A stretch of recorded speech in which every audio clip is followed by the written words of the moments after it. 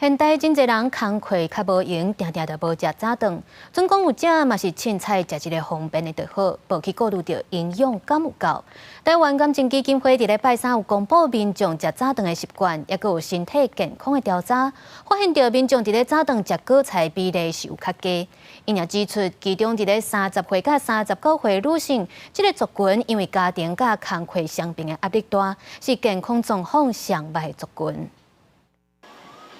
大人参囡仔做伙去早顿打食早顿，对现代人来讲，食外口是较方便的选择。面对工课和家庭的压力，有民众认为会较重视囡仔的健康，疏忽着家己，也因为赶时间，早顿容易简单为主，无就是两顿做一顿食，直接食到。没有时间，我是习惯直接中午吃早餐、吃午餐的。 去早餐店买日口还有萝卜糕，2颗水煮蛋，然后1杯自己的奶昔，跟小朋友一起吃，就是很方便快速的。根据台湾感情基金会针对20至65岁民众做调查，发现即卖的人因为较无闲，拣早顿拢以方便、速度紧为主。上接点的早顿包括胖、小胖糕、卵饼，拢是碳水化合物真悬的组合。综合早顿习惯和身体健康状况来看，发现30至39岁的女性是身体健康评估落来上歹 族群，不过因囡仔健康状况煞拢袂歹，显示大人较要意囡仔健康，会疏忽着家己。营养师建议，会当穿一寡好早、食起来方便的物件做早顿。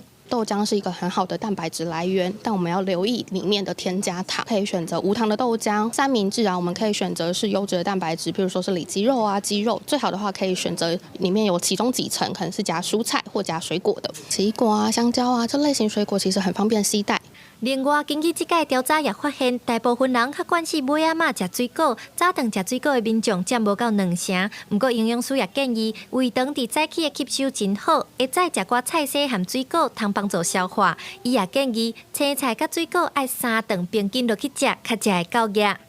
记者刘新武、谢桂林台北报道。